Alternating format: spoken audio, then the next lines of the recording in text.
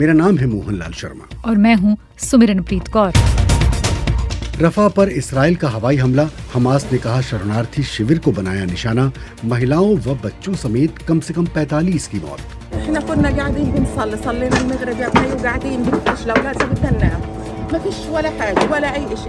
Israeli सेना ने कहा हमास के 2 कमांडर मारे गए, लेकिन घटना कैसे घटी ब्यौरे की हो रही है जांच।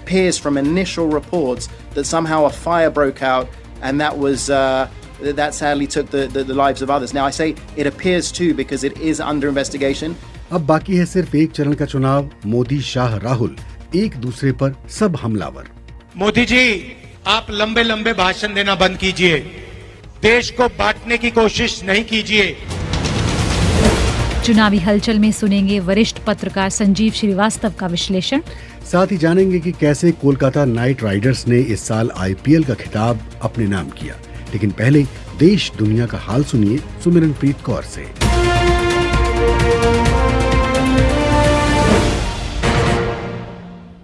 गुजरात के राजकोट गेम जोन हादसे में अभी तक 4 शवों की पहचान हो पाई है। शनिवार शाम को राजकोट के गेमिंग जोन में आगजनी का हादसा हुआ। इस हादसे में 27 लोगों की मौत हुई।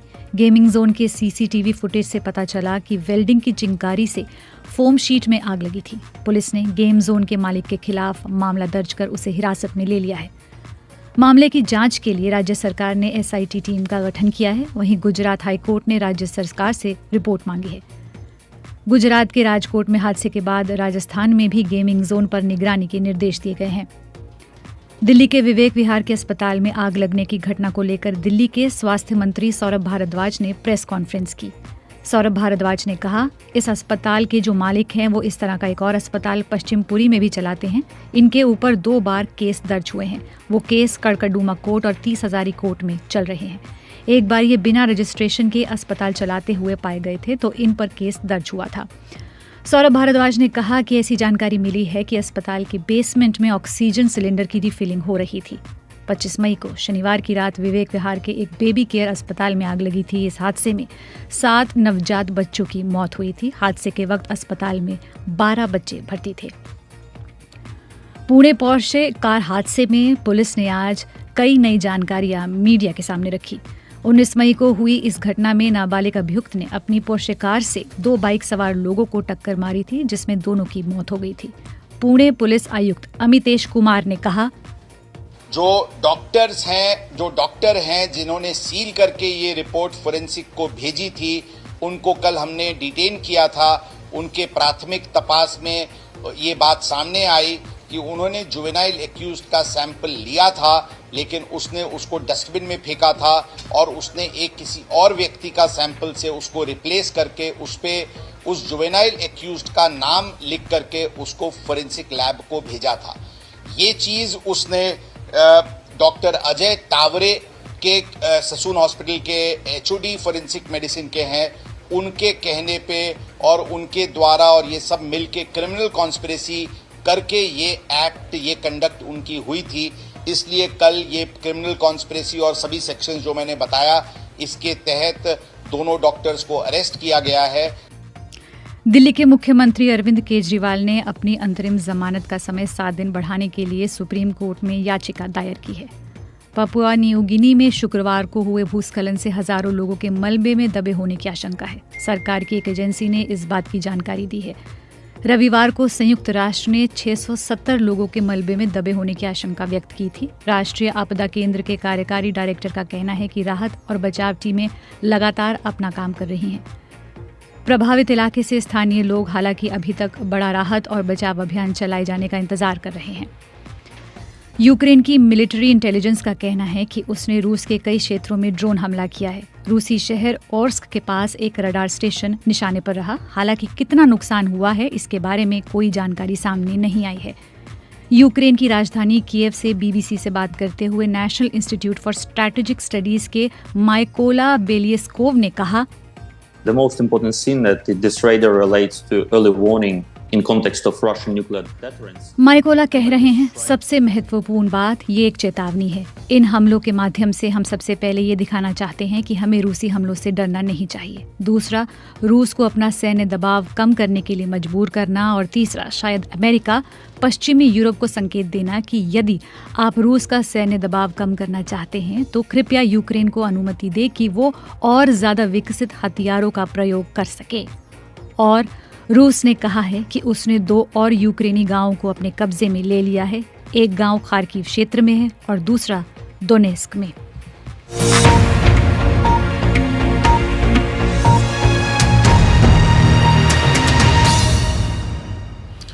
ये बीबीसी हिंदी का पॉडकास्ट दिन भर पूरा दिन पूरी खबर है। रविवार देर शाम इस्राएली सेना ने रफाह पर हवाई हमला किया। इस हमले में महिला और बच्चों समेत कम से कम 45 फलस्तीनी मारे गए। हमास का कहना है कि इस्राएल ने रफाह के उत्तर पश्चिम में विस्थापित फलस्तीनियों के एक शरणार्थी शिविर को निशाना बनाया। रफाह से जो वीडियो सामने आ रहे हैं उसमें बड़ा विस्फोट और भीषण आग दिखाई दे रही है। फलस्तीनी अधिकारियों का कहना है कि रफा में इस्राएली हवाई हमले के बाद विस्थापित लोगों के शिविर टेंटों में भीषण आग लगने से कम 45 लोगों की मौत हो गई है। उनका कहना है कि मृतकों में महिलाएं और बच्चे भी शामिल हैं। 3 बच्चे घायल हैं। ये कौन सा ज़मीर और कौन सा धर्म है? ये कौन सी मानवता है? दुनिया कहाँ है? देश कहाँ है?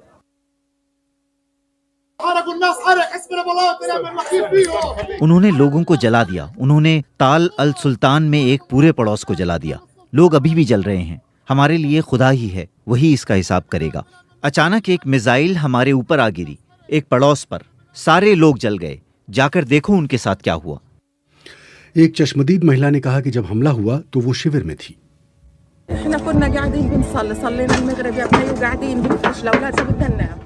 हम बैठे थे और हमने दिन के अंत की नमाज अल मगरिब पढ़ी। बच्चे सो रहे थे, वहाँ कुछ भी नहीं था। हमने अचानक तेज आवाज़ सुनी और हमारे चारों ओर आग भड़क उठी। बच्चे चिल्ला रहे थे। सभी कमरे चारों ओर से आग की चपेट में थे। डरावनी आवाज़ें आ रही थी। ऐसा लग रहा था मानो छर्रे कमरों में घुस रहे हों।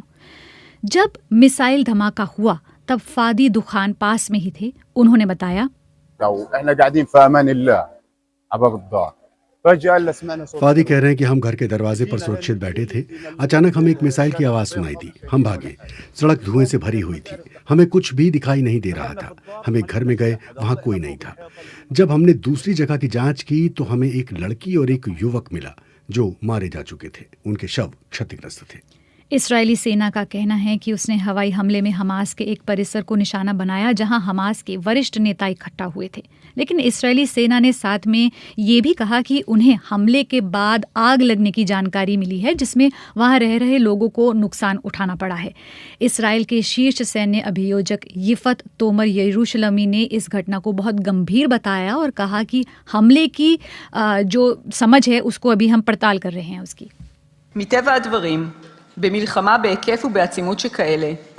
स्वाभाविक रूप से इस तरह की तीव्रता वाले युद्ध में कुछ ऐसी घटनाएं भी होती हैं जिन्हें नहीं होना चाहिए, जैसे रफा में कल रात की घटना। कल की घटना के ब्यौरे की जांच की जा रही है और इसे हम आगे ले जाने के लिए प्रतिबद्ध हैं। आईडीएफ युद्ध के दौरान गैर लड़ाकों को हुए किसी भी नुकसान का खेद जताता है। वहीं इस्राएली सरकार के प्रवक्ता एवी हाइमन ने बीबीसी से कहा कि हवाई हमले में हमास परिसर को निशाना बनाया गया और हमास के 2 वरिष्ठ कमांडर इसमें मारे गए। We went after 2 high-value Hamas targets. Hymen कह रहे हैं कि जब हमने हमास के 2 बड़े ठिकानों के पीछे थे और आरंभिक रिपोर्टों से ऐसा लगता है कि किसी तरह आग लग गई और उसने दुखद रूप से दूसरों की जान ले ली।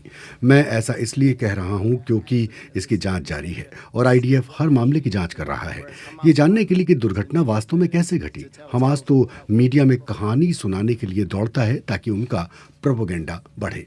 गजा में हमास के मीडिया कार्यालय के महानिदेशक इस्माइल अल थावता ने इसराइल पर दोहरे मापदंडों का आरोप लगाया। इसराइली सेना ने इन क्षेत्रों को सुरक्षित क्षेत्र के रूप में घोषित किया था और नागरिकों व विस्थापित लोगों से इन सुरक्षित क्षेत्रों में जाने के लिए कहा था। जब शरणार्थी इन इलाकों में भागकर आ गए तो इसराइली सेना ने वहां नरसंहार और हत्याएं की। रफा के रहने वाले अबेद मोहम्मद अल अत्तार का भाई और परिवार मारा गया। उन्होंने कहा कि गजा में अब कोई भी सुरक्षित नहीं।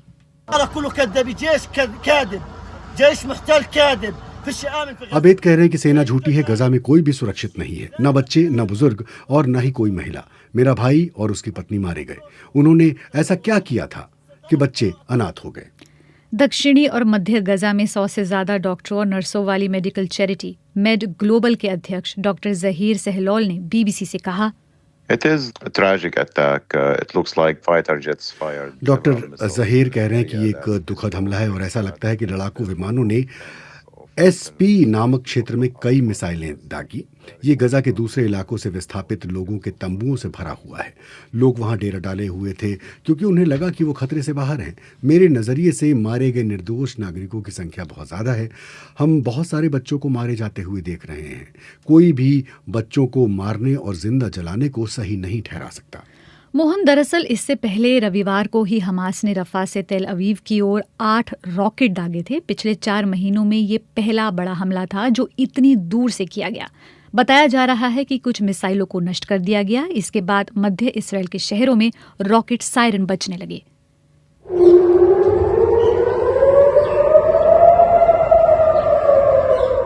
उधर लेबनान से दागे गए रॉकेटों के हमले की चपेट में उत्तरी इसराइल भी आया है। इजरायली सेना का कहना है कि कुछ को मार गिराया गया है और सेना ने जवाबी कार्रवाई की है। इधर कतर का कहना है कि रफा पर ताज़ा इजरायली हवाई हमले से गजा में युद्ध विराम और बंधकों की रिहाई के लिए समझौते पर पहुंचने के लिए मध्यस्थता प्रयासों में रुकावट आ सकती है। शामिल कर रहे हैं पॉडकास्ट में यरूशलेम से वरिष्ठ पत्रकार हरेंद्र मिश्र को। तो हरेंद्र, एक रिएक्शन तो आ गया कि कतर ने कहा कि रफा पर जो ताज़ा हवाई हमले हैं इससे मध्यस्थता के प्रस्तावों में प्रयासों में रुकावट आ सकती है। बाकी क्या इंटरनेशनल रिएक्शन है, क्योंकि दुनिया जो है रफा पर हमले की चेतावनी दे रही थी। कतर बल्कि बाकी भी अरब जो यहाँ पर देश हैं मध्य पूर्व में, सभी ने इस घटना की बड़ी निंदा की है। उसके कतर के अलावा भी खाड़ी के जो बाकी भी देश हैं, सऊदी अरेबिया हो, UAE, कुवैत, बाकी भी जो सारे वहाँ के राष्ट्र हैं, और सभी ने इसकी बड़ी निंदा की है। और साथ ही साथ जॉर्डन और मिस्र के तरफ से भी बड़ी तीखी प्रतिक्रिया आई है। और इन सभी देशों ने ये कहा है कि वहाँ पर कार्रवाई को फौरन जो है रोका जाए, और जिस तरह से ICJ का जो आदेश आया है, जो निर्णय है, उस पर अमल किया जाए। तो सभी उधर से दबाव तो बढ़ ही रहा है, अरब देशों की तरफ से दबाव बढ़ा है। यहाँ पर फिलिस्तीनी प्राधिकरण की तरफ से कहा गया है कि अंतर्राष्ट्रीय हस्तक्षेप की जरूरत है, लेकिन साथ ही साथ यूरोपीय देश और खास करके वो भी देश जिनका समर्थन इसराइल के लिए बहुत अहम माना जाता है, उनके तरफ से भी अब दबाव लगातार बढ़ रहा है। चाहे वो फ्रांस हो, इटली हो, 3 देशों ने, यूरोपीय देशों ने तो जो है काफी कुछ ICJ के निर्णय के बाद जो है बहुत ही कठोर सारे निर्णय लिए हैं, और एक तरह से संबंध विच्छेद सा होता जा रहा है। तो काफी दबाव जो है बढ़ता जा रहा है। हरेंद्र, अमेरिका शुरू से कह रहा था कि रफा पर हमले अगर हुए तो वो अपनी नीतियां सोचेगा, और बार बार, चाहे वो एंटनी ब्लिंकन हो या जो बाइडेन हो, वो बार बार कह रहे थे कि रफा पर निशाना मत साधिए।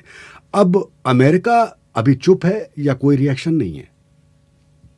अमेरिका की तरफ से अभी तक कोई प्रतिक्रिया नहीं आई है। अमेरिका की तरफ से ये कहा जा रहा है कि वो अभी भी मामले की छानबीन कर रहा है, और अमेरिका हालांकि इसराइल पर लगातार दबाव डाल रहा था और कई सारी पाबंदियां भी लगा रहा था, लेकिन साथ ही साथ इसराइल को जो ये एक मैसेज दिया जा रहा था वो ये है कि अगर वो पिन पॉइंटेड वहां पर हमला करे और सिर्फ हमास के जो हैं कारकुन अगर उन पर हमला हो, तो उससे अमेरिका को कोई ऐतराज नहीं था। और ये जो कार्रवाई हुई है, दरअसल ICJ का भी रूलिंग जो है वो काफी कठोर था, लेकिन इसराइल में ये माना गया कि वो बहुत ही अस्पष्ट जो है आदेश था, जिसमें ये साफ तौर पर ये नहीं कहा गया था कि इसराइल जो है वो पूरी तरह से वहां पर अपनी कार्रवाई को बंद कर दे, बल्कि ये कहा गया था कि वहां पर नरसंहार जैसी स्थिति न बने और अंतर्राष्ट्रीय कानून जो है उसका पालन किया जाए। तो एक एम्बिगुअस रूलिंग की वजह से इसराइल में ये माना जा रहा था कि वहां पर वो कार्रवाई को जारी रख सकता है।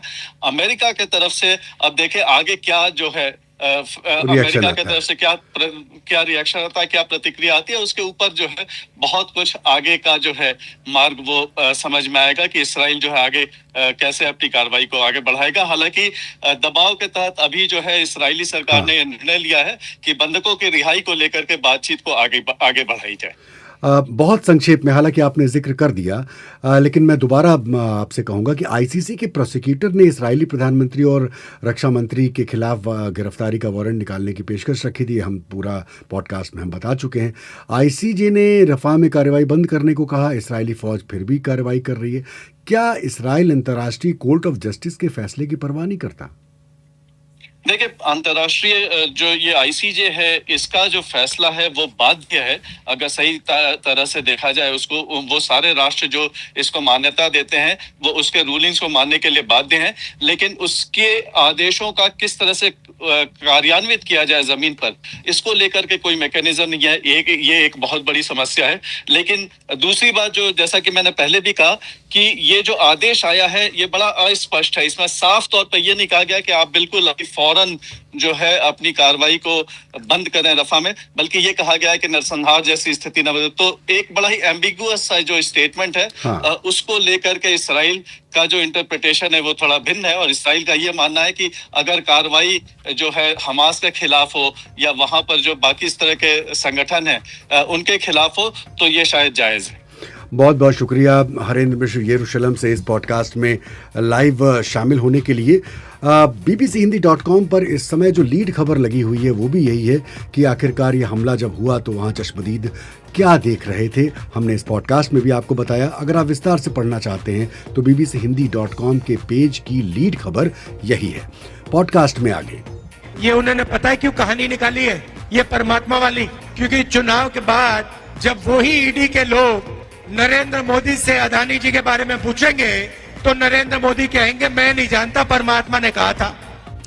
चुनावी हलचल में हम विश्लेषण करने वाले हैं कि आज की कौन कौन सी बातें हैं जिन पर कि संजीव श्रीवास्तव का हम विश्लेषण सुनेंगे।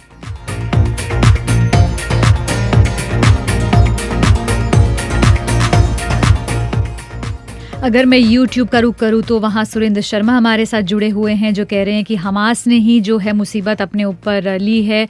मदन लाल लंबोरिया हैं जो चुनाव आयोग की बात करते हुए कह रहे हैं कि चुनाव आयोग की छवि पहले जैसी नहीं है। तनु कुमारी पुणे पोर्शे दुर्घटना के बारे में बात करते हुए कह रही हैं कि पैसे की वजह से न्याय में देरी हो सकती है और लोकतंत्र कमज़ोर हो सकता है। सुजीत कुमार हैं जो कह रहे हैं कि यूक्रेन जनता के हित को नहीं देखता है। रामजी शर्मा हैं हमारे साथ। अंसारी हैं जो कह रहे हैं कि मैं दोहा कतर से आपका कार्यक्रम सुन रहा हूँ। मोहम्मद अमीरुद्दीन है, इसराइल अमेरिका और ब्रिटेन का बनाया हुआ देश है और वो ये नहीं चाहते कि युद्ध का अंत हो। कुलदीप सिंह जाखड़ लिख रहे हैं कि इसराइल गजा में उसके ऑपरेशन आत्मरक्षा के लिए कर रहा है और हमास आतंकवादियों को टारगेट करने की बात कर रहा है। अजीत धर द्विवेदी याद कर रहे हैं पंडित जवाहरलाल नेहरू, सरदार हुकुम सिंह को। सत्यनारायण गुप्ता कह रहे हैं कि कोई भी आतताई देश या समूह आईसीजे को प्राथमिकता नहीं देता। अमीरुद्दीन का मैंने जिक्र कर दिया। सनौल कुमार, नाम पूरा नहीं पढ़ पा रहा हूँ। बीबीसी दिन भर से जुड़े हुए सभी भाइयों बहनों को नमस्कार। इसके अलावा डी के परमार कह रहे हैं कि विश्व में 2 जगहों पर युद्ध चल रहा है। विकसित देशों डायलॉग की बात भी करते हैं और इसराइल यूक्रेन के अलावा असलहा गोला बारूद भी देते हैं। मोहम्मद जावेद कह रहे हैं इसराइल मानवाधिकारों का खुला उल्लंघन कर रहा है। इसके अलावा श्रीकांत सिंह क्लाइमेट चेंज का परिणाम है, किस विषय पे कह रहे हैं मैं समझ नहीं पाया। इसके अलावा भी हमारे मोहम्मद जावेद की टिप्पणी मैं ले चुका हूँ। एक टिप्पणी और पढ़ लेता हूँ।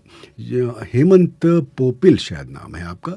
यूएन का संरक्षण परिषद गजा में हमास को हटाकर प्रशासन स्थापित करके इसराइल के साथ शांति स्थापित करके लोगों की जान बचाओ। आप सुन रहे हैं बीबीसी हिंदी का पॉडकास्ट दिन भर, पूरा दिन पूरी खबर।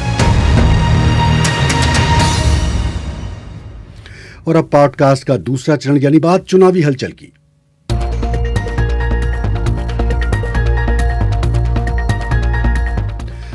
दूसरा पड़ाव बात चुनावी हलचल की शामिल कर रहे हैं वरिष्ठ पत्रकार संजीव श्रीवास्तव को। तो बीजेपी ने जब से चुनाव अभियान शुरू किया है तब से वो 400 पार का नारा दे रही है, लेकिन गृह मंत्री अमित शाह ने एक्सप्रेस को दिए एक इंटरव्यू में कहा कि वो इस समय जब 6 चरणों का चुनाव हो चुका है 300 से 310 के आसपास है। तो संजीव जी, अब जबकि सिर्फ 1 चरण का चुनाव बचा है तो क्या बीजेपी ने मान लिया कि 400 नहीं आ रही?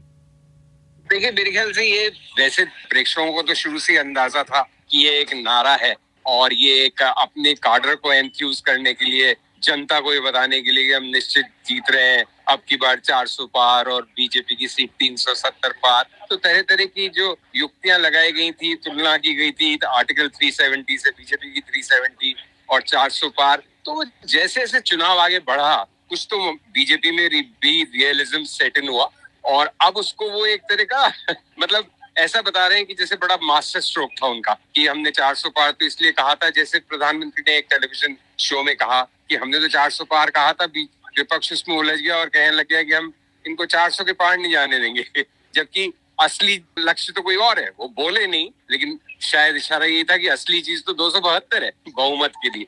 तो कहीं ना कहीं ये एक्सेप्टेंस बीजेपी लीडरशिप में कि नहीं 400 तो बहुत, दिल्ली बहुत दूर है और उसके तो आसपास भी नहीं फटक रही पार्टी, चुनाव काफी कांटे का हो गया, तो अब उसको वर्च्यू बना रहे हैं कि हमारा कोई कहता है मास्टर स्ट्रोक है। और अब जैसे आज आपने अमित शाह के बयान का उल्लेख किया, तो 300 से 310 के बीच में 58 सीटों पर चुनाव होना बाकी है, तो उसमें से कितनी लाएंगे? तो पिछली बार भी 350 के आसपास आंकड़ा था एनडीए का, तो इस बार भी अगर 300 से 310 के बीच में अब है और 80% सीट लाते हैं आखिरी फेज में, तो 340-50 के आंकड़े को टच करेंगे। तो जो एक लगातार चर्चा चल रही है मोहनलाल जी की असली चुनाव 272 का है, असली लोगों का ध्यान इस बात पे है कि चूंकि ये चुनाव 2014 और 19 के मुकाबले ज्यादा कठिन और जटिल लग रहा है, क्या 2019 का आंकड़ा बीजेपी और एनडीए छू पाते हैं? अगर छू पाते हैं तो बढ़िया, नहीं छू पाते हैं तो फिर कितने से मिस करते हैं, उस पे है सारा सबका ध्यान।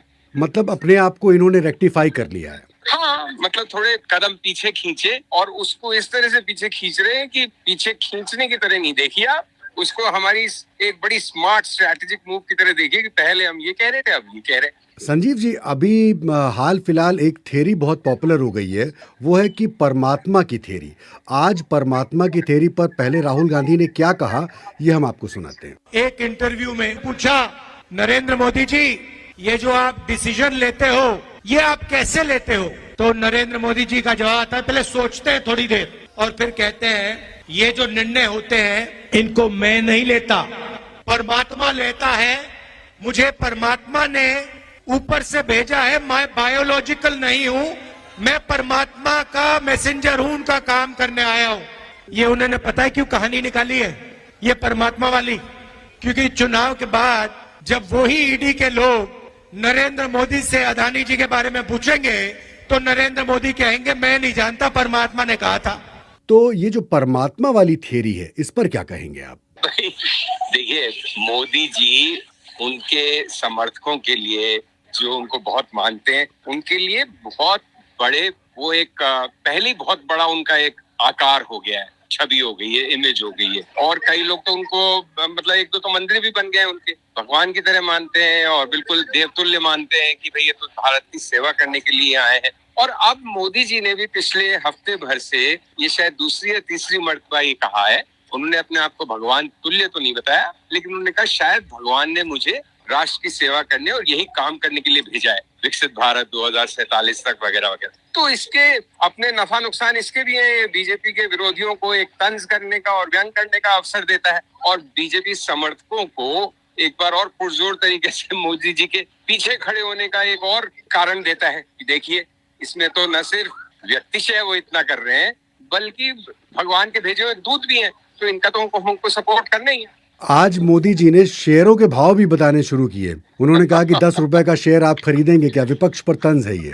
मैं देख रहा हूँ कि पहली बार 2024 के चुनाव में शेयर बाजार की भी एक भूमिका रही है। एक तो शेयर बाजार जिस तरह से अडिग खड़ा हुआ है, गिरता नहीं है और बीच बीच में बढ़ जाता है, उससे लोगों में बड़ी बात है कि भाई प्रेक्षक तो इसको क्लोज चुनाव बता रहे हैं, कांटे का मुकाबला बताते हैं, लेकिन शेयर बाजार तो या तो बढ़ रहा है या चट्टान की तरह खड़ा हुआ है, तो मतलब कि फिर क्या माजरा है। और दूसरा, पहली बार ऐसा हो रहा है कि पहले अमित शाह जी ने भी थोड़े दिन पहले कहा था, शायद मोदी जी ने भी कुछ जिक्र किया था इस तरह की बात का कि भाई शेयर खरीद लो, 4 जून के बाद तो बहुत बढ़ने वाले हैं। और फिर आज 10 रुपए का शेयर, वो उनका विपक्ष की तरफ इशारा है, यार भाई सस्ती चीज की तरफ क्यों जाते हो या कम उपयुक्त चीज की तरफ क्यों जाते हो? तो मतलब इशारा वो कोई शेयर बाजार से तुलना करते हुए कि बीजेपी के साथ रहो, सुख पाओगे, बड़ी तरक्की होगी और डेवलपमेंट होगी।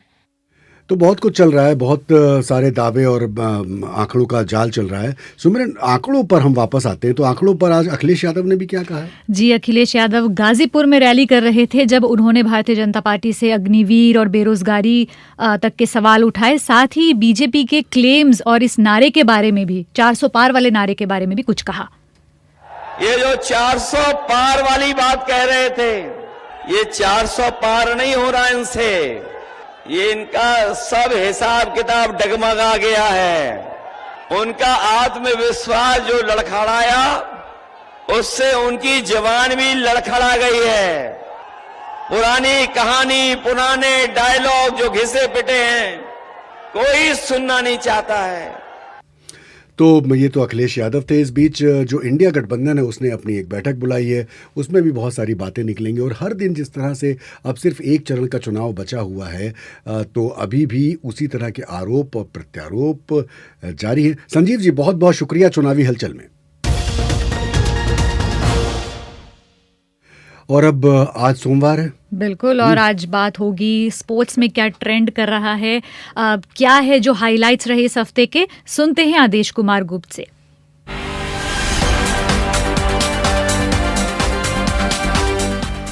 आदेश, सबसे पहले जो आजकल ट्रेंड कर रहा है वो है इंडियन प्रीमियर लीग और कोलकाता नाइट राइडर्स की जीत, उसके बारे में कुछ बताएं। जी देखिए, आपने बिल्कुल सही कहा। दरअसल चेन्नई में कोलकाता नाइट राइडर्स और सनराइजर्स हैदराबाद के बीच जो कल फाइनल मुकाबला खेला गया, कमाल की बात थी कि चेन्नई एक ऐसा गढ़ माना जाता है जहां धोनी की गुहार थी, और कल उम्मीद लगाई जा रही थी कि हैदराबाद की टीम कुछ करिश्मा कर दिखाएगी, लेकिन ऐसा कुछ नहीं हुआ।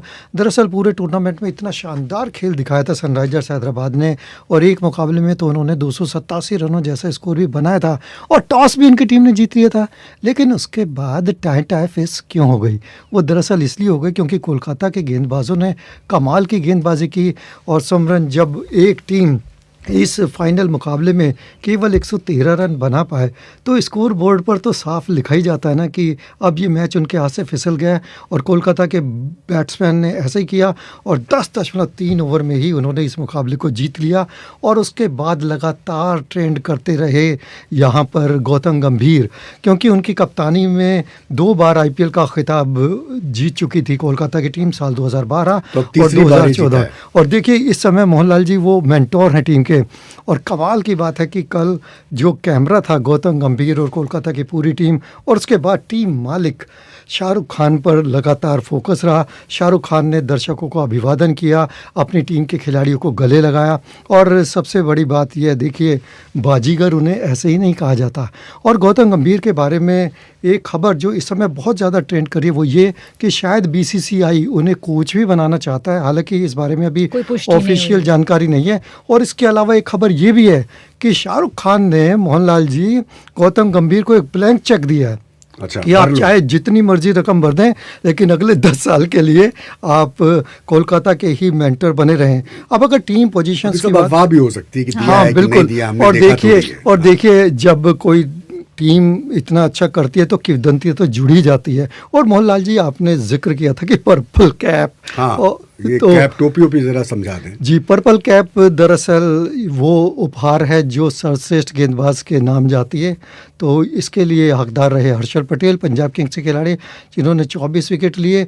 और जहाँ तक बल्लेबाजी की बात है, ऑरेंज कैप तो वो विराट कोहली के खाते में जानी थी, क्योंकि 741 रन बनाए।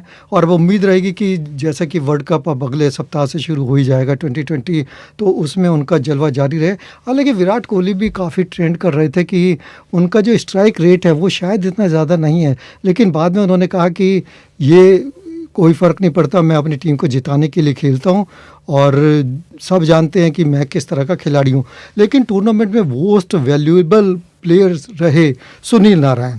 अच्छा। दरअसल इस बार उन्हें जो टीम के मेंटोर है गौतम गंभीर, उन्होंने सलामी बल्लेबाज की भूमिका दी, और फिल साल्ट के साथ मिलकर उन्होंने क्या बेहतरीन बल्लेबाजी की। और देखिए, इस बार IPL में 2174 चौके लगे, और इसके अलावा जो IPL है इसमें 1260 छक्के लगे। तो इससे मोहनलाल जी आप अंदाज़ा लगा सकते हैं कि बॉलरों की कितनी शामत आई। और दरअसल बॉलर्स के लिए इन मुकाबलों में बहुत कुछ करने को नहीं था, लेकिन इस बार के IPL कहते भी कि अब ये बेसबॉल ज़्यादा बन गया जी। और सबसे सबसे बड़ी विशेषता ये रही मोहनलाल जी, क्योंकि आईपीएल बहुत सी कहानियों के लिए जाना जाता है, लेकिन इस बार कोई भी ऐसी कहानी नहीं थी जिसकी वजह से आईपीएल को कोई क्षति हो। तो कुल मिलाकर इस बार का आईपीएल सबसे शानदार रहा। बहुत बहुत शुक्रिया आदेश कुमार गुप्त। तो इस वादे के साथ कि कल हमारी आपकी मुलाकात फिक्स है, समय यही है 7:30 बजे। मेरा नाम है मोहनलाल शर्मा और मैं हूँ सुमिरनप्रीत कौर। रफा पर इसराइल का हवाई हमला, हमास ने कहा शरणार्थी शिविर को बनाया निशाना, महिलाओं व बच्चों समेत कम से कम 45 की मौत।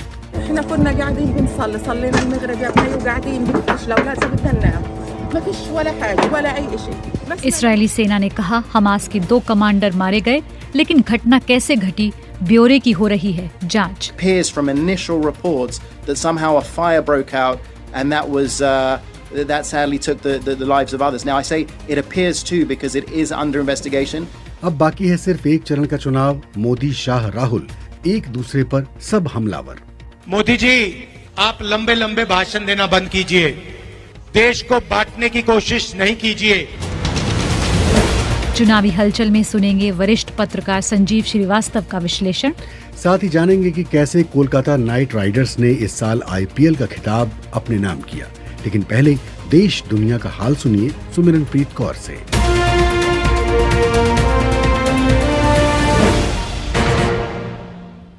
गुजरात के राजकोट गेम जोन हादसे में अभी तक 4 शवों की पहचान हो पाई है। शनिवार शाम को राजकोट के गेमिंग जोन में आगजनी का हादसा हुआ। इस हादसे में 27 लोगों की मौत हुई।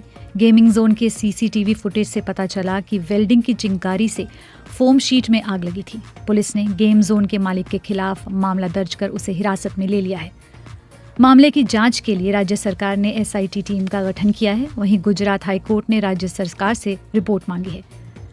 गुजरात के राजकोट में हादसे के बाद राजस्थान में भी गेमिंग जोन पर निगरानी के निर्देश दिए गए हैं।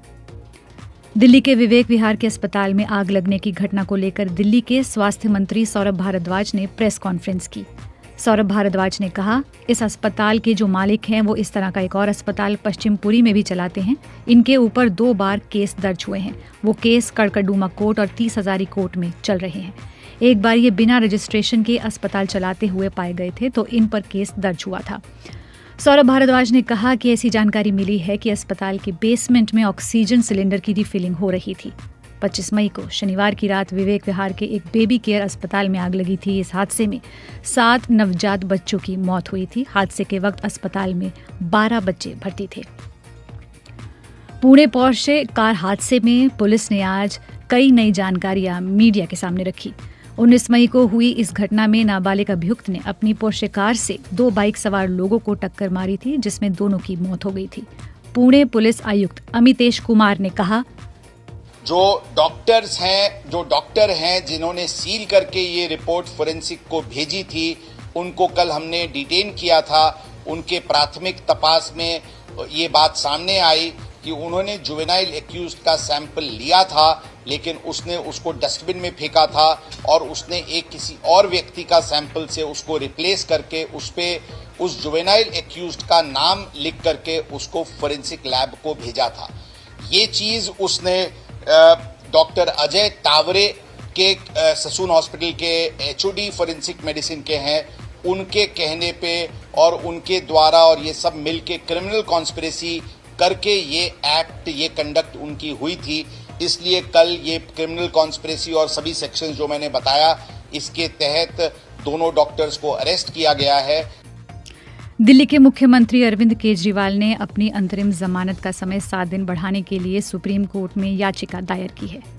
पपुआ न्यू गिनी में शुक्रवार को हुए भूस्खलन से हजारों लोगों के मलबे में दबे होने की आशंका है। सरकार की एक एजेंसी ने इस बात की जानकारी दी है। रविवार को संयुक्त राष्ट्र ने 670 लोगों के मलबे में दबे होने की आशंका व्यक्त की थी। राष्ट्रीय आपदा केंद्र के कार्यकारी डायरेक्टर का कहना है कि राहत और बचाव टीमें लगातार अपना काम कर रही हैं। प्रभावित इलाके से स्थानीय लोग हालांकि अभी तक बड़ा राहत और बचाव अभियान चलाए जाने का इंतजार कर रहे हैं। यूक्रेन की मिलिट्री इंटेलिजेंस का कहना है कि उसने रूस के कई क्षेत्रों में ड्रोन हमला किया है। रूसी शहर ओर्स्क के पास एक रडार स्टेशन निशाने पर रहा। हालांकि कितना नुकसान हुआ है इसके बारे में कोई जानकारी सामने नहीं आई है। यूक्रेन की राजधानी कीव से बीबीसी से बात करते हुए national institute for strategic studies के माइकोला बेलियस्कोव ने कहा, The most important thing that this radar relates to early warning in context of Russian nuclear deterrence. माइकोला कह रहे हैं सबसे महत्वपूर्ण बात ये एक चेतावनी है। इन हमलों के माध्यम से हम सबसे पहले ये दिखाना चाहते हैं कि हमें रूसी हमलों से डरना नहीं चाहिए। दूसरा, रूस को अपना सैन्य दबाव कम करने के लिए मजबूर करना। और तीसरा, शायद अमेरिका पश्चिमी यूरोप को संकेत देना कि यदि आप रूस का सैन्य दबाव कम करना चाहते हैं तो कृपया यूक्रेन को अनुमति दे कि वो और ज्यादा विकसित हथियारों का प्रयोग कर सके। और रूस ने कहा है कि उसने 2 और यूक्रेनी गांवों को अपने कब्जे में ले लिया है। एक गांव खार्किव क्षेत्र में है और दूसरा दोनेस्क में।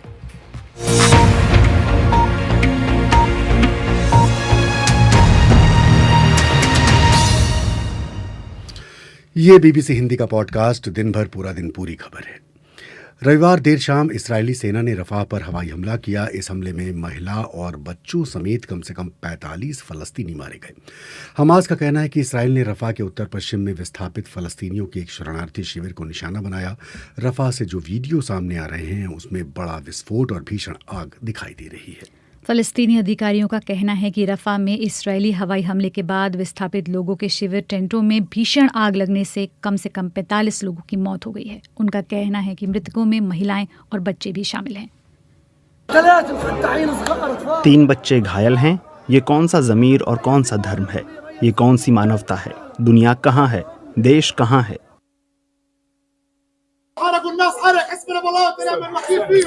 उन्होंने लोगों को जला दिया। उन्होंने ताल अल सुल्तान में एक पूरे पड़ोस को जला दिया। लोग अभी भी जल रहे हैं। हमारे लिए खुदा ही है, वही इसका हिसाब करेगा। अचानक एक मिसाइल हमारे ऊपर आ गिरी, एक पड़ोस पर। सारे लोग जल गए। जाकर देखो उनके साथ क्या हुआ। एक चश्मदीद महिला ने कहा कि जब हमला हुआ तो वो शिविर में थी।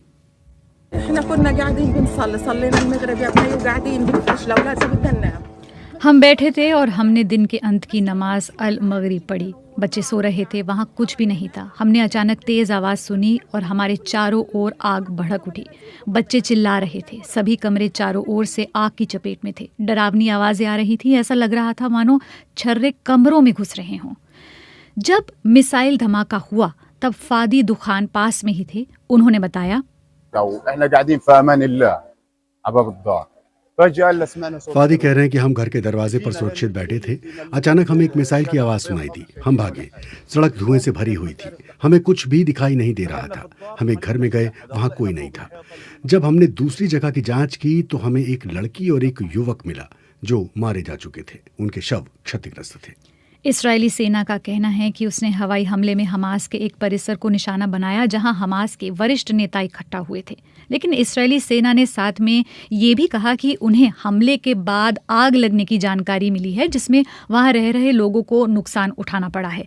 इस्राएल के शीर्ष सैन्य अभियोजक यिफत तोमर यरूशलमी ने इस घटना को बहुत गंभीर बताया और कहा कि हमले की जो समझ है उसको अभी हम पड़ताल कर रहे हैं उसकी।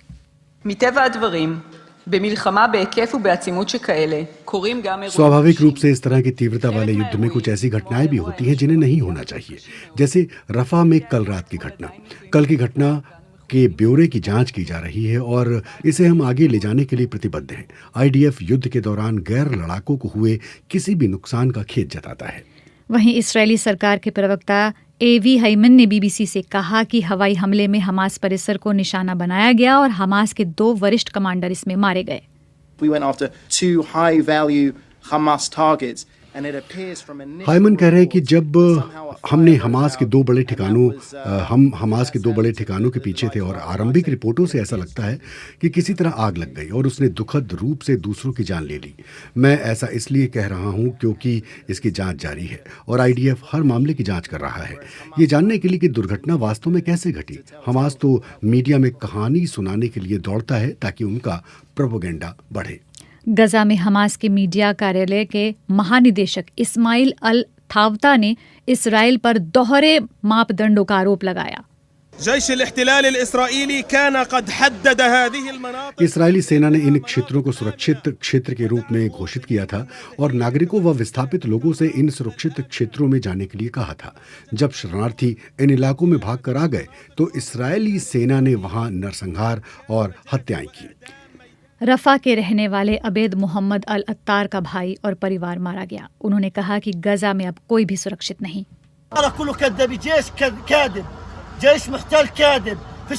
अबेद कह रहे हैं कि सेना झूठी है, गजा में कोई भी सुरक्षित नहीं है, न बच्चे, न बुजुर्ग और न ही कोई महिला। मेरा भाई और उसकी पत्नी मारे गए। उन्होंने ऐसा क्या किया था कि बच्चे अनाथ हो गए। दक्षिणी और मध्य गजा में 100 से ज्यादा डॉक्टरों और नर्सों वाली मेडिकल चैरिटी मेड ग्लोबल के अध्यक्ष डॉक्टर जहीर सहलोल ने बीबीसी से कहा, It is a tragic attack. It looks like fighter jets fired. Doctor Zaheer कह रहे हैं कि ये एक दुखद हमला है और ऐसा लगता है कि लड़ाकू विमानों ने एसपी नामक क्षेत्र में कई मिसाइलें दागी। ये गजा के दूसरे इलाकों से विस्थापित लोगों के तंबुओं से भरा हुआ है। लोग वहां डेरा डाले हुए थे क्योंकि उन्हें लगा कि वो खतरे से बाहर हैं। मेरे नज़रिए से मारे गए निर्दोष नागरिकों की संख्या बहुत ज़्यादा है। हम बहुत सारे बच्चों को मारे जाते हुए देख रहे हैं। कोई भी बच्चों को मारने और जिंदा जलाने को सही नहीं ठहरा सकता। मोहन, दरअसल इससे पहले रविवार को ही हमास ने रफा से तेल अवीव की ओर 8 रॉकेट दागे थे। पिछले 4 महीनों में ये पहला बड़ा हमला था जो इतनी दूर से किया गया। बताया जा रहा है कि कुछ मिसाइलों को नष्ट कर दिया गया। इसके बाद मध्य इसराइल के शहरों में रॉकेट सायरन बजने लगे।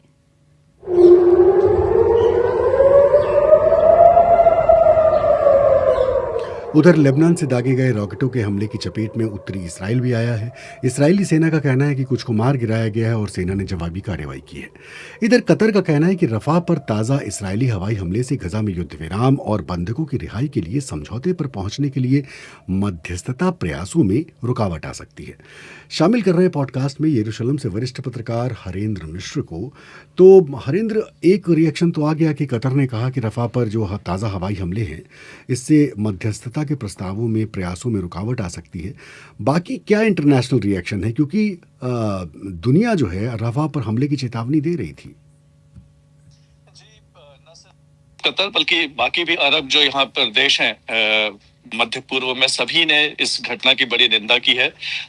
उसके कतर के अलावा भी खाड़ी के जो बाकी भी देश हैं, सऊदी अरेबिया हो, यूएई, कुवैत, बाकी भी जो सारे वहाँ के राष्ट्र हैं, और सभी ने इसकी बड़ी निंदा की है। और साथ ही साथ जॉर्डन और मिस्र के तरफ से भी बड़ी तीखी प्रतिक्रिया आई है।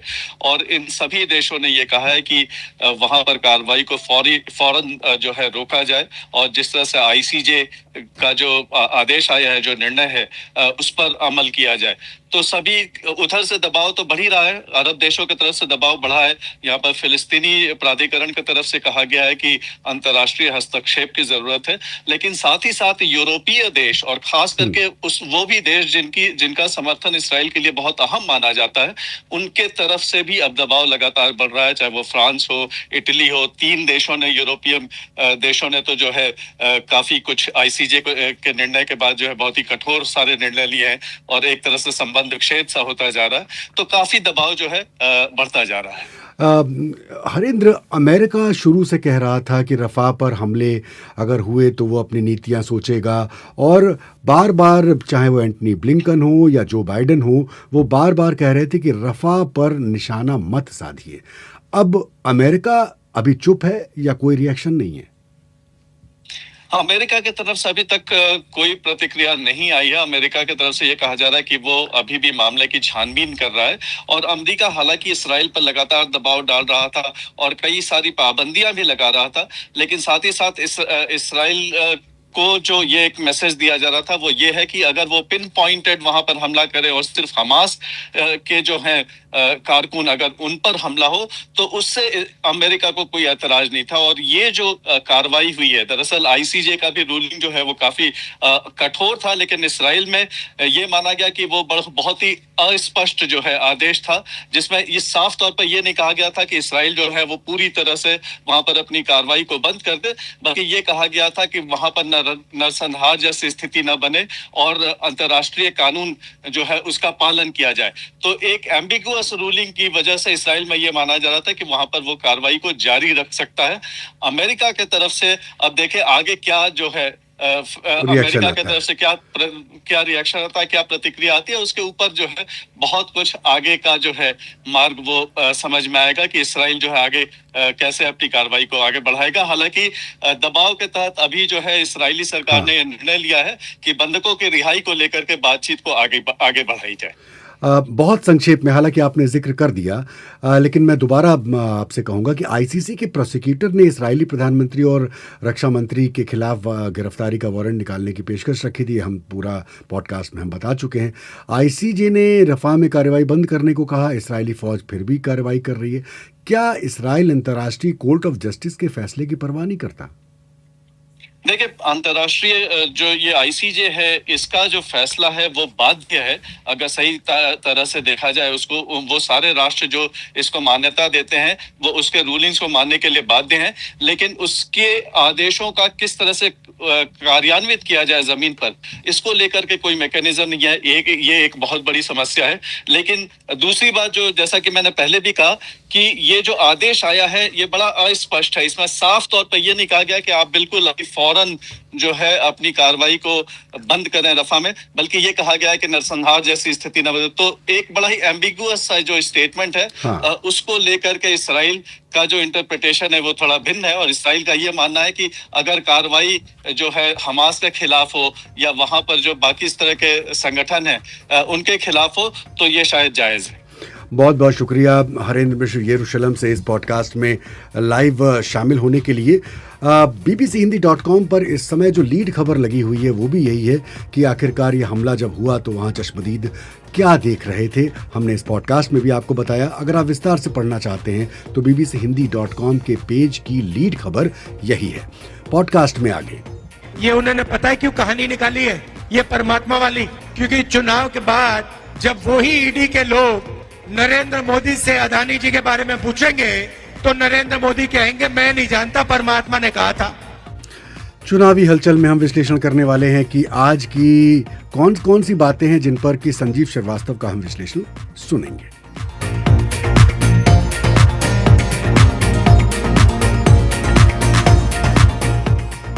अगर मैं YouTube का रुख करूँ तो वहाँ सुरेंद्र शर्मा हमारे साथ जुड़े हुए हैं जो कह रहे हैं कि हमास ने ही जो है मुसीबत अपने ऊपर ली है।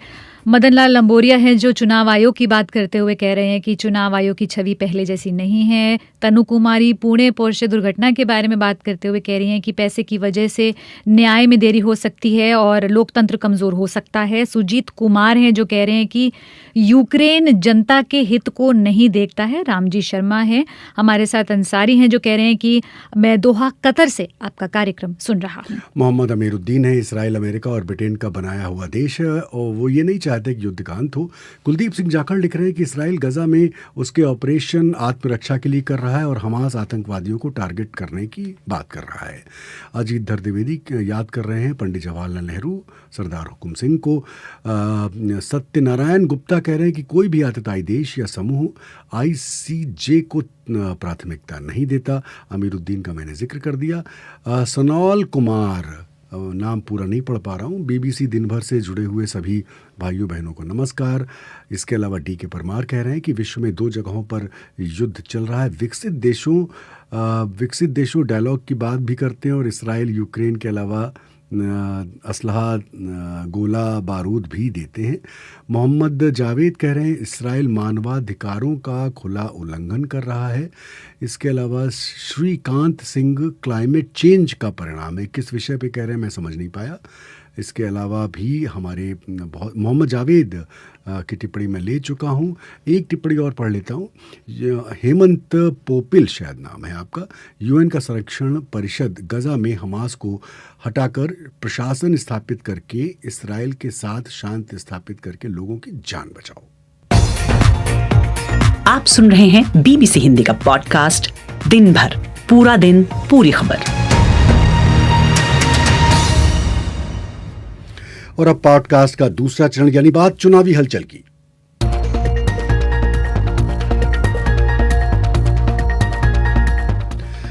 दूसरा पड़ाव बात चुनावी हलचल की शामिल कर रहे हैं वरिष्ठ पत्रकार संजीव श्रीवास्तव को। तो बीजेपी ने जब से चुनाव अभियान शुरू किया है तब से वो 400 पार का नारा दे रही है, लेकिन गृह मंत्री अमित शाह ने एक्सप्रेस को दिए एक इंटरव्यू में कहा कि वो इस समय जब 6 चरणों का चुनाव हो चुका है 300 से 310 के आसपास है। तो संजीव जी, अब जबकि सिर्फ एक चरण का चुनाव बचा है तो क्या बीजेपी ने मान लिया कि 400 नहीं आ रही? देखिए, मेरे ख्याल से ये वैसे प्रेक्षकों को तो शुरू से अंदाजा था कि ये एक नारा है और ये एक अपने काडर को एंथ्यूज करने के लिए, जनता को ये बताने के लिए कि हम निश्चित जीत रहे हैं, अब की बार 400 पार और बीजेपी की सीट 370 पार। तो तरह तरह की जो युक्तियां लगाई गई थी, तुलना की गई थी आर्टिकल 370 से बीजेपी की 370 और 400 पार। तो जैसे जैसे चुनाव आगे बढ़ा, कुछ तो बीजेपी में भी रियलिज्म सेट इन हुआ और अब उसको वो एक तरह का मतलब ऐसा बता रहे हैं कि जैसे बड़ा मास्टर स्ट्रोक था उनका कि हमने 400 पार तो इसलिए कहा था, जैसे प्रधानमंत्री ने एक टेलीविजन शो में कहा कि हमने तो 400 पार कहा था, विपक्ष उसमें उलझ गया और कहने लग गया कि हम इनको 400 के पार नहीं जाने देंगे, जबकि असली लक्ष्य तो कोई और है। वो बोले नहीं, लेकिन शायद इशारा ये था कि असली चीज तो 272 है बहुमत के लिए। तो कहीं ना कहीं ये एक्सेप्टेंस बीजेपी लीडरशिप में कि नहीं 400 तो बहुत, दिल्ली बहुत दूर है और उसके तो आसपास भी नहीं फटक रही पार्टी, चुनाव काफी कांटे का हो गया, तो अब उसको वर्च्यू बना रहे हैं कि हमारा कोई कहता मास्टर स्ट्रोक है। और अब जैसे आज आपने अमित शाह के बयान का उल्लेख किया, तो 300 से 310 के बीच में 58 सीटों पर चुनाव होना बाकी है, तो उसमें से कितनी लाएंगे? तो पिछली बार भी 350 के आसपास आंकड़ा था एनडीए का, तो इस बार भी अगर 300 से 310 के बीच में अब है और 80% सीट लाते हैं आखिरी फेज में, तो 340-50 के आंकड़े को टच करेंगे। तो जो एक लगातार चर्चा चल रही है मोहनलाल जी की असली चुनाव 272 का है, असली लोगों का ध्यान इस बात पे है कि चूंकि ये चुनाव 2014 और 19 के मुकाबले ज्यादा कठिन और जटिल लग रहा है, क्या 2019 का आंकड़ा बीजेपी और एनडीए छू पाते हैं? अगर छू पाते हैं तो बढ़िया, नहीं छू पाते हैं तो फिर कितने से मिस करते हैं, उस पे है सारा सबका ध्यान। मतलब अपने आप को इन्होंने रेक्टिफाई कर लिया है। हाँ, मतलब थोड़े कदम पीछे खींचे और उसको इस तरह से पीछे खींच रहे हैं कि पीछे खींचने की तरह नहीं देखिए आप उसको, हमारी एक बड़ी स्मार्ट स्ट्रैटेजिक मूव की तरह देखिए कि पहले हम ये कह रहे थे, अब ये कह रहे हैं। संजीव जी, अभी हाल फिलहाल एक थ्योरी बहुत पॉपुलर हो गई है, वो है कि परमात्मा की थ्योरी। आज परमात्मा की थ्योरी पर पहले राहुल गांधी ने क्या कहा, ये हम आपको सुनाते हैं। एक इंटरव्यू में पूछा, नरेंद्र मोदी जी ये जो आप डिसीजन लेते हो ये आप कैसे लेते हो? तो नरेंद्र मोदी जी का जवाब आता है, पहले सोचते हैं थोड़ी देर और फिर कहते हैं ये जो निर्णय होते हैं इनको मैं नहीं लेता, परमात्मा लेता है। मुझे परमात्मा ने ऊपर से भेजा है, मैं बायोलॉजिकल नहीं हूं, मैं परमात्मा का मैसेंजर हूं, उनका काम करने आया हूं। ये उन्होंने पता है क्यों कहानी निकाली है ये परमात्मा वाली? क्योंकि चुनाव के बाद जब वही ईडी के लोग नरेंद्र मोदी से अदानी जी के बारे में पूछेंगे तो नरेंद्र मोदी कहेंगे मैं नहीं जानता, परमात्मा ने कहा था। तो ये जो परमात्मा वाली थ्योरी है, इस पर क्या कहेंगे आप? देखिए, मोदी जी उनके समर्थकों के लिए, जो उनको बहुत मानते हैं, उनके लिए बहुत बड़े, वो एक पहले बहुत बड़ा उनका एक आकार हो गया है, छवि हो गई है, इमेज हो गई है। और कई लोग तो उनको मतलब 1-2 तो मंदिर भी बन गए, उनके भगवान की तरह मानते हैं और बिल्कुल देवतुल्य मानते हैं कि भाई ये तो भारत की सेवा करने के लिए आए हैं। और अब मोदी जी ने भी पिछले हफ्ते भर से ये शायद दूसरी या तीसरी मर्तबा ये कहा है, उन्होंने अपने आप को भगवान तुल्य तो नहीं बताया, लेकिन उन्होंने कहा शायद भगवान ने मुझे राष्ट्र की सेवा करने और यही काम करने के लिए भेजा है, विकसित भारत 2047 तक वगैरह वगैरह। तो इसके अपने नफा नुकसान इसके भी है, बीजेपी के विरोधियों को एक तंज करने का और व्यंग करने का अवसर देता है और बीजेपी समर्थकों को एक बार और पुरजोर तरीके से मोदी जी के पीछे खड़े होने का एक और कारण देता है कि देखिए इसमें तो न सिर्फ व्यक्तिशय वो इतना कर रहे हैं, बल्कि भगवान के भेजे हुए दूत भी हैं, तो इनका तो हमको सपोर्ट करना ही है। आज मोदी जी ने शेयरों के भाव भी बताने शुरू किए। उन्होंने कहा कि 10 रुपए का शेयर आप खरीदेंगे क्या? विपक्ष पर तंज है ये। मैं देख रहा हूँ कि पहली बार 2024 के चुनाव में शेयर बाजार की भी एक भूमिका रही है। एक तो शेयर बाजार जिस तरह से अडिग खड़ा हुआ है, गिरता नहीं है और बीच बीच में बढ़ जाता है, उससे लोगों में बड़ी बात है कि भाई प्रेक्षक तो इसको क्लोज चुनाव बता रहे हैं, कांटे का मुकाबला बताते हैं, लेकिन शेयर बाजार तो या तो बढ़ रहा है या चट्टान की तरह खड़ा हुआ है, तो मतलब कि फिर क्या माजरा है। और दूसरा, पहली बार ऐसा हो रहा है कि पहले अमित शाह जी ने भी थोड़े दिन पहले कहा था, शायद मोदी जी ने भी कुछ जिक्र किया था इस तरह की बात का कि भाई शेयर खरीद लो, 4 जून के बाद तो बहुत बढ़ने वाले हैं। और फिर आज 10 रुपए का शेयर वो उनका विपक्ष की तरफ इशारा है, यार भाई सस्ती चीज की तरफ क्यों जाते हो या कम उपयुक्त चीज की तरफ क्यों जाते हो। तो मतलब इशारा वो कोई शेयर बाजार से तुलना करते हुए कि बीजेपी के साथ रहो, सुख पाओगे, बड़ी तरक्की होगी और डेवलपमेंट होगी। तो बहुत कुछ चल रहा है, बहुत सारे दावे और आंकड़ों का जाल चल रहा है। सुमिरन, आंकड़ों पर हम वापस आते हैं, तो आंकड़ों पर आज अखिलेश यादव ने भी क्या कहा है? जी, अखिलेश यादव गाजीपुर में रैली कर रहे थे जब उन्होंने भारतीय जनता पार्टी से अग्निवीर और बेरोजगारी तक के सवाल उठाए। साथ ही बीजेपी के क्लेम्स और इस नारे के बारे में भी, 400 पार वाले नारे के बारे में भी कुछ कहा। ये जो 400 पार वाली बात कह रहे थे, ये 400 पार नहीं हो रहा इनसे, ये इनका सब हिसाब किताब डगमगा गया है। उनका आत्मविश्वास जो लड़खड़ाया, उससे उनकी जवान भी लड़खड़ा गई है। पुरानी कहानी, पुराने डायलॉग जो घिसे पिटे हैं, कोई सुनना नहीं चाहता है। तो ये तो अखिलेश यादव थे। इस बीच जो इंडिया गठबंधन है उसने अपनी एक बैठक बुलाई है, उसमें भी बहुत सारी बातें निकलेंगी। और हर दिन जिस तरह से अब सिर्फ एक चरण का चुनाव बचा हुआ है, तो अभी भी उसी तरह के आरोप और प्रत्यारोप जारी हैं। संजीव जी, बहुत बहुत शुक्रिया चुनावी हलचल में। और अब आज सोमवार है, बिल्कुल, और आज बात होगी स्पोर्ट्स में क्या ट्रेंड कर रहा है, क्या है जो हाइलाइट्स रहे इस हफ्ते के। सुनते हैं आदेश कुमार गुप्त से।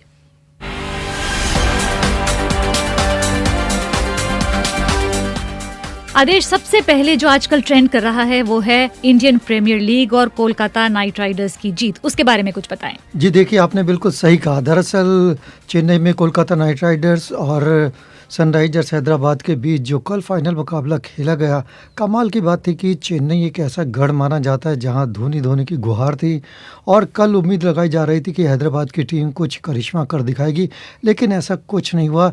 दरअसल पूरे टूर्नामेंट में इतना शानदार खेल दिखाया था सनराइजर्स हैदराबाद ने, और एक मुकाबले में तो उन्होंने 287 रनों जैसा स्कोर भी बनाया था और टॉस भी उनकी टीम ने जीत लिया था। लेकिन उसके बाद टाई फेस क्यों हो गई? वो दरअसल इसलिए हो गई क्योंकि कोलकाता के गेंदबाजों ने कमाल की गेंदबाजी की। और समरन, जब एक टीम इस फाइनल मुकाबले में केवल 113 रन बना पाए तो स्कोर बोर्ड पर तो साफ लिखा ही जाता है ना कि अब ये मैच उनके हाथ से फिसल गया। और कोलकाता के बैट्समैन ने ऐसा ही किया और 10.3 ओवर में ही उन्होंने इस मुकाबले को जीत लिया। और उसके बाद लगातार ट्रेंड करते रहे यहाँ पर गौतम गंभीर, क्योंकि उनकी कप्तानी में 2 बार IPL का खिताब जीत चुकी थी कोलकाता की टीम, साल 2012 और 2014। और देखिए, इस समय मोहनलाल जी वो मेंटोर हैं टीम के। और कमाल की बात है कि कल जो कैमरा था गौतम गंभीर और कोलकाता की पूरी टीम और उसके बाद टीम मालिक शाहरुख खान पर लगातार फोकस रहा। शाहरुख खान ने दर्शकों को अभिवादन किया, अपनी टीम के खिलाड़ियों को गले लगाया। और सबसे बड़ी बात यह देखिए, बाजीगर उन्हें ऐसे ही नहीं कहा जाता। और गौतम गंभीर के बारे में एक खबर जो इस समय बहुत ज़्यादा ट्रेंड कर रही है वो ये कि शायद BCCI उन्हें कोच भी बनाना चाहता है, हालांकि इस बारे में अभी ऑफिशियल जानकारी नहीं है। और इसके अलावा एक खबर ये भी है कि शाहरुख खान ने मोहनलाल जी गौतम गंभीर को एक ब्लैंक चेक दिया है।